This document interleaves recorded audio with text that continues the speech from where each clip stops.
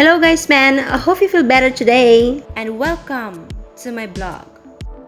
And now, I want to share you what I've been doing here for a long time.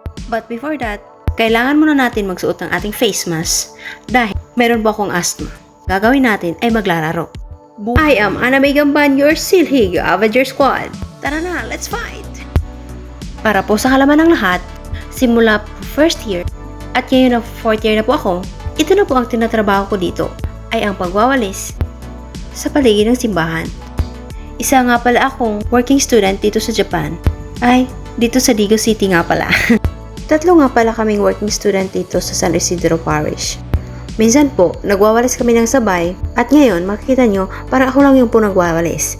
Dahil may inuutos po sa kanila na iba. Po, multitasking po kami dito. Hindi lang po isa yung tinatrabaho namin. Pero hindi naman mabigat to para sa amin. Kasi ang gaan-gaan naman eh. Naman kami pinapuhat ng isang bato ng isang pinakamalaking bato eh. Kaya, easy lang yun.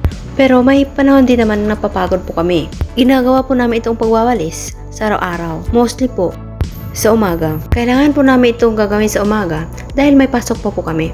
Kaya, bilang isang working student, ay masaya po. Dahil sometimes, nakakita po kami ng pera sa tuwing nagwawalis kami.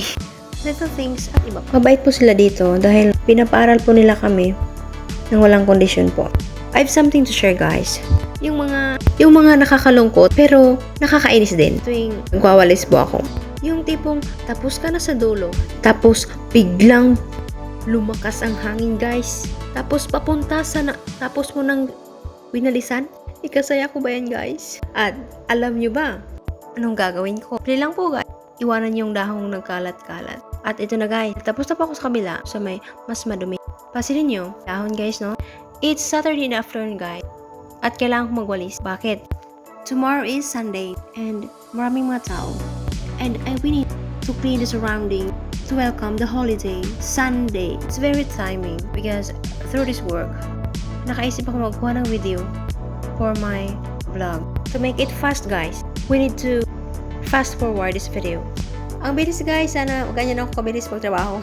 Kailangan natin itong tapusin guys para makapagpahinga na tayo ng maaga din at makagawa ng iba pang kailangan trabahuin.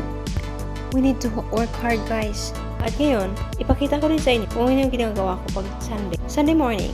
Baga po akong gumising dahil kailangan ko po i-live yung mga masses. It's around 4 AM guys.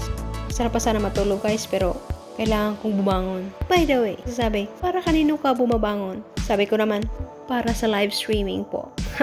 Kailangan ko po ito i-set up ng madali at maaga dahil 30 AM po. Magsimula na yung simba po. At kailangan ko na po maka-start live in 5 AM. At every Sunday ko na po ito ginagawa. Kami, hindi ba po sila dumating?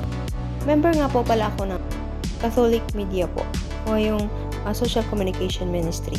Our goal po to help parishioners who live in overseas who didn't go to church easily, and then through this live streaming they can attend online mass. On the other hand, Reverend Father allows me to take a driving course at BN Driving School. My skill in driving is not too good.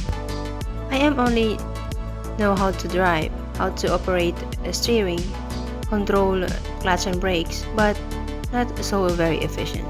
But in God's grace, after this training, nag-conduct po sila ng assessment.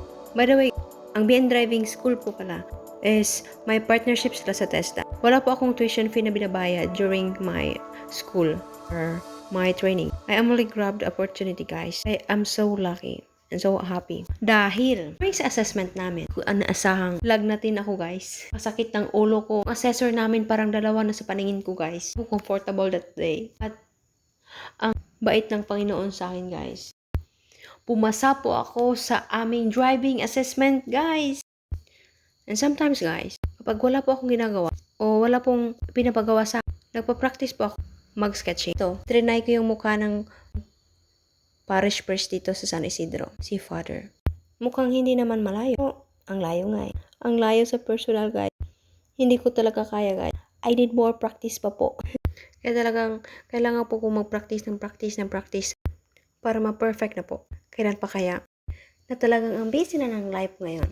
Dahil busy na po ang life guys. At dito lang po magtatapos ang aking vlog. That's all guys. Thank you for watching. Bye bye. Please follow and subscribe.